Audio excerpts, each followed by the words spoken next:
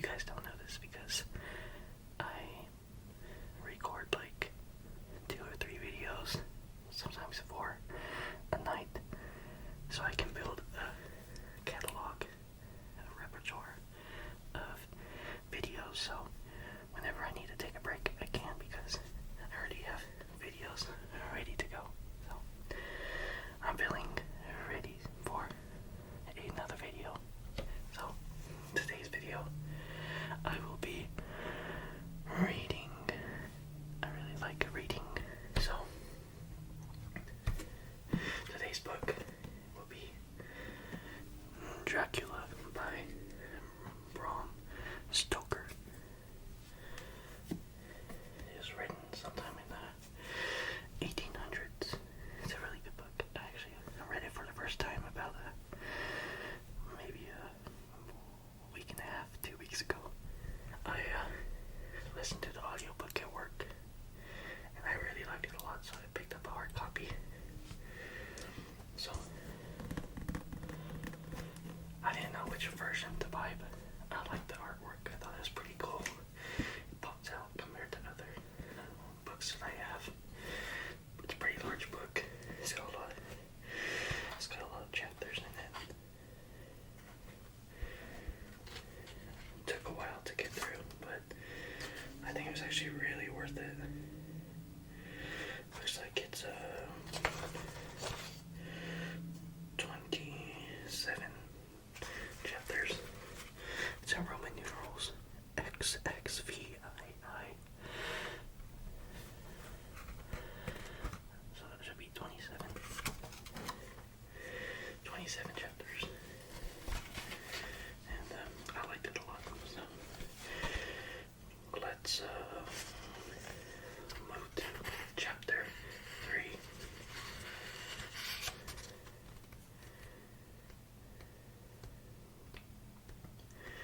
Since this book is so old, there shouldn't be any copyrights or anything,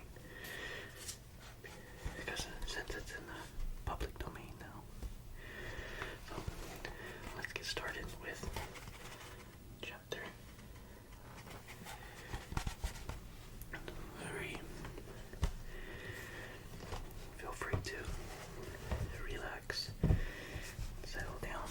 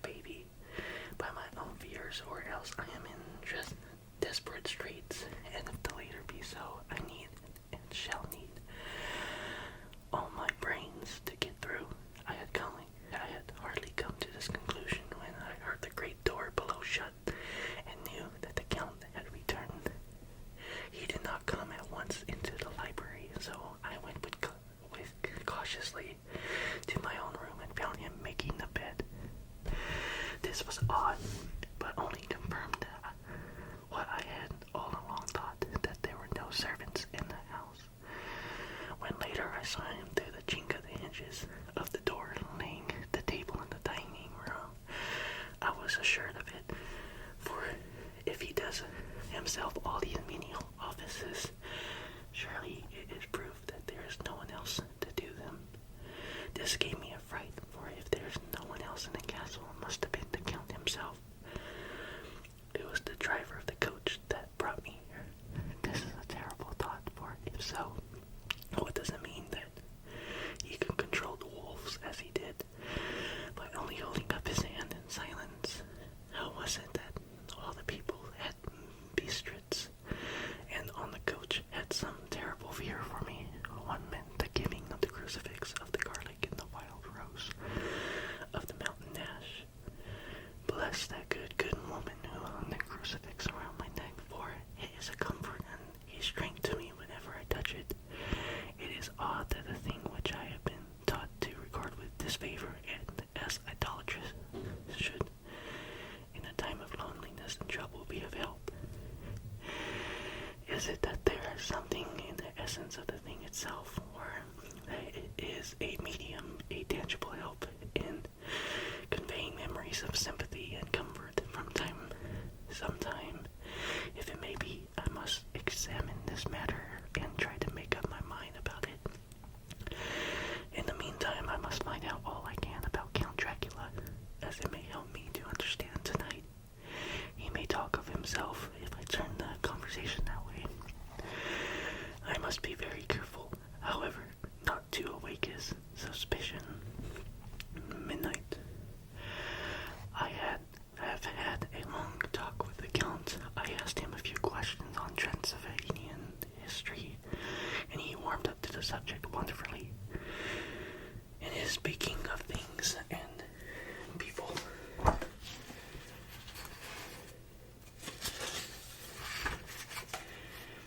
and especially of battles, as if he had been present at them all.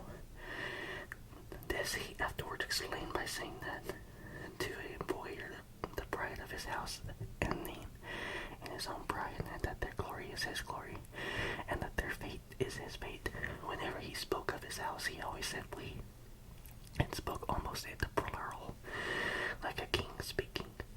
I wish I could put down all he said exactly as he said it, for to me it was most fascinating. It seemed to have in it a whole history of the country. He grew excited as he spoke, and walked about the room, pulling his great white mustache and grasping anything on which he laid his hands as though he would crush it by main strength. One thing he said, which I shall put down as nearly as I can, for it tells in its way the story of his race. We Skellies have a right to be proud, for in our veins flows the blood of many brave races who fought as the lions fights for lordship. Here in the whirlpool of European races, the Ukrainian tribe bore down from Iceland the fighting spirit which Thor and Wood and Caden, which their berserkers displayed to such fell intent on the seaboards of Europe, aye, and of Asia and Africa too, till the peoples thought that the werewolves themselves had come.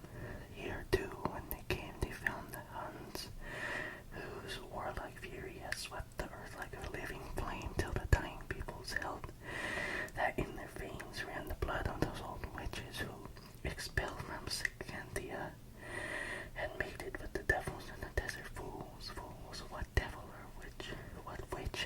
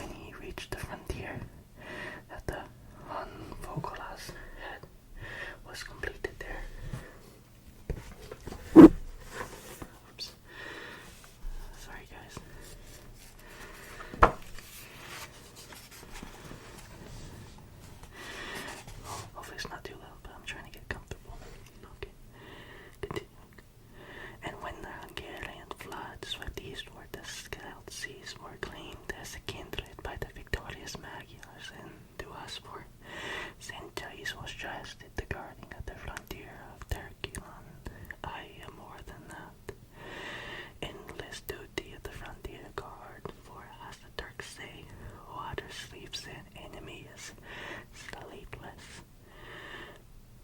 Who more gladly than we throughout the four nations received the bloody sword, or as it were like flood, call flock quicker than the standard of the king.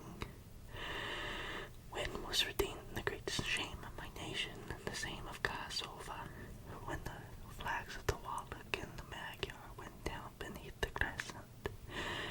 Who was it but one of my own race who was a Voivode, crossed the Danube and beat the Turk on his own ground? This was a Dracula indeed. Woe was it that his own unworthy brother, when he had fallen, sold his people to the Turk and brought the shame of slavery on them. Was it not this Dracula indeed who inspired that other of his race, who in a later age again and again brought his forces over the great river into Turkey land, who, when he was beaten back, came again and again and again, though he had come alone from the bloody field where his troops were being slaughtered, since he knew that he alone could ultimately triumph. They said that he thought only of himself. Bah! What good are peasants without a leader? Where ends the war without a brain and heart to conduct it? Again, when after the Battle of Mohacs, we threw off the Hungarian yoke, for we of the Dracula blood were amongst their leaders, for our spirit would not brook that we were not free.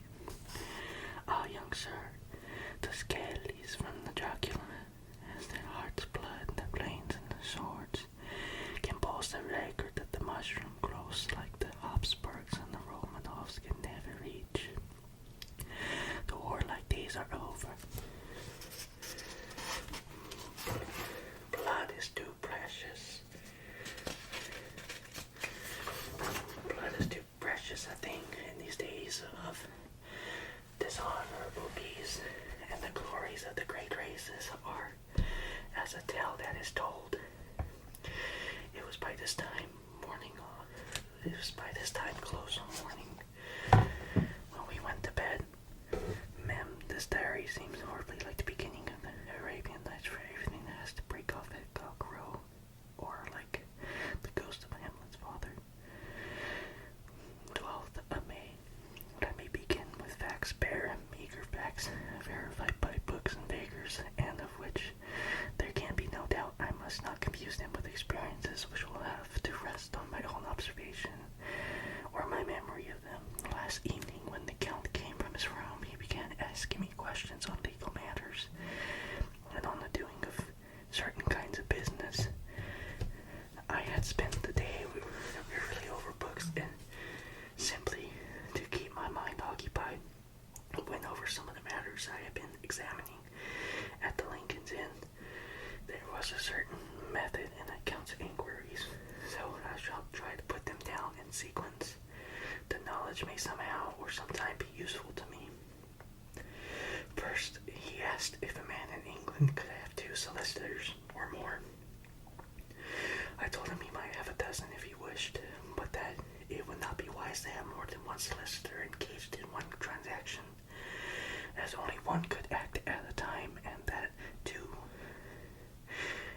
to change would be certain to militate against his interest. He seemed thoroughly to understand and went on to ask if there would be any practical difficulty in having one man to attend, say, banking, and another to look after shipping in the case local help were needed in a place far from home of the banking solicitor. I asked him to explain more fully so that I might not by any chance mislead him, so he said, I shall illustrate your friend and mine, Mr. Peter Hawkins, from under the shadow of your beautiful cathedral at Exeter, which is far from London. Buys for me through your good self my place at London good. Now here let me say frankly, lest you should think it strange that I should have sought the services of one far off from London instead of someone resident here. That my motive was that no local interest might be served save my wish only, and as one of London resident might have some purpose of himself or friend to serve. I went thus afield to seek my agent, whose labors should only to my interest. Now suppose I, who have much of affairs, wish to ship goods, say to Newcastle, or Durham, or Harwich, or Dover, might it not be that it could with more ease be done by consigning to one in these ports? I answered that certainly it would be most easy, but that we solicitors had a system of agency, one for the other, so that the local work could be done locally on instruction from any solicitor, so that the client, simply placing himself in the hands of one man, could have his wishes carried out to him without further trouble. But, he said, I could be at liberty to direct myself, is it not so? Of course, I replied, and such is done often by men in business who do not like the whole of their affairs to be known by any one person. Good, he said, and then went on to ask about the means of making consignments and the forms to which be gone through, and some of all sorts of difficulties which might arise, but by forethought could be guarded against. I explained that these things to him to the best of my ability, and he certainly left me under the impression that he would have made a wonderful solicitor, for there was nothing that he did not think of or foresee. For a man who was never in the country, and who did not evidently do much in the way of business, his knowledge and acumen were wonderful.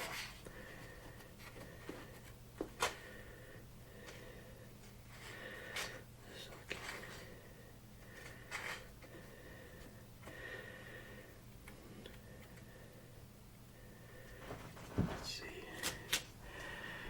Already coming up on 19 minutes. So let's just read a little bit more, then we'll call it there.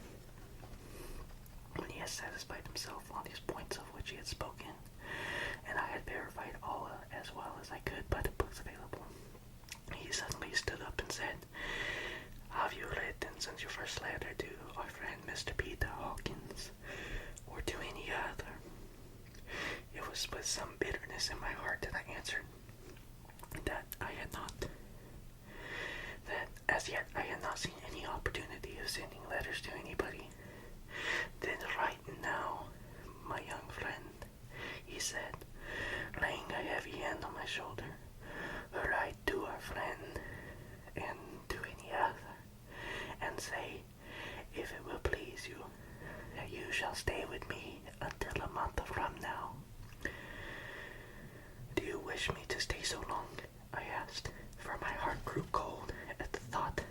I desire it much, nay, I will take no refusal. When your master, employer, what you will, engaged that someone should come on his behalf, it was understood that my needs were only to be consulted. I have not stinted, is it not so?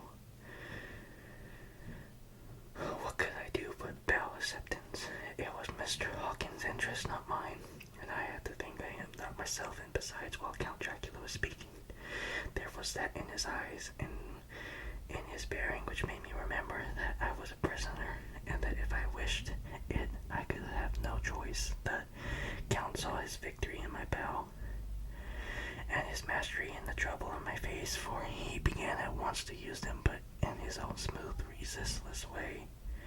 I pray to you, my good young friend, that you will not discourse of things other than business in your letters. It will doubtless please your friends to know that you are well, and you look forward to getting home to them, is it not so? As he spoke, he handed me. Shoot.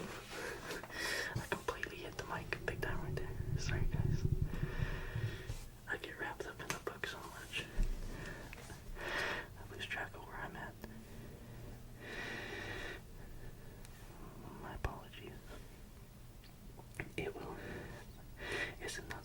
as he spoke, he handed me 3 sheets of notepaper and 3 envelopes.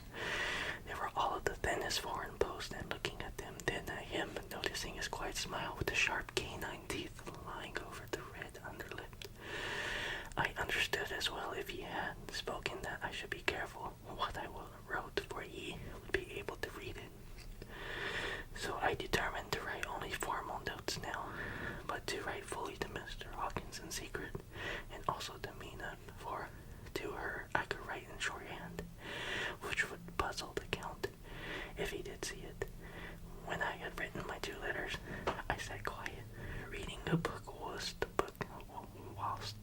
Count wrote several notes, referring as he wrote to them to some books on his table.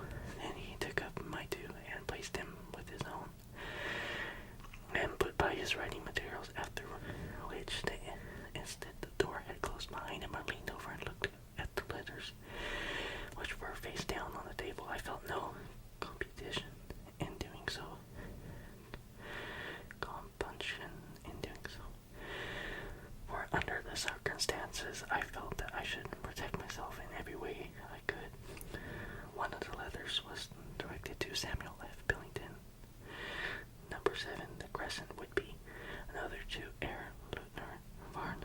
The third was to Coots and Co. London, and the fourth to Aaron Klopstock and Bill Ruth, bankers in Budapest. The second and fourth were unsealed. I was just about to look at them when I saw the door handle move. I sank back in my seat, having just time to replace the letters as they had been, and to resume my book before the Count, holding still another letter in his hand, entered the room. He took up the letters on the table and stamped them carefully, and then turning to me said, "I trust you will forgive me, but I have much work to do in private this evening. You will, I hope, find all things you wish." At the door he turned, and after a moment's pause said, "Let me advise you, my dear young friend, nay, let me warn you with all seriousness, that should you leave these rooms, you will not by any chance go to sleep in any other part of the castle. It is old, it has many memories, and there are bad dreams for those who sleep unwisely. Be warned. Should sleep now, or ever overcome you, or be like to do, then haste to your own chamber or to these rooms, for your rest will then be safe. But if you not be careful in this respect, then..." He finished his speech in a gruesome way, for he motioned with his hands as if he were washing them. I quite understood. My only doubt was as to whether any dream could be more terrible than unnatural, horrible net of gloom and mystery which seemed closing in around me. Well, that was about half of the chapter. Hope you guys enjoyed this book. What did you guys think of my impression of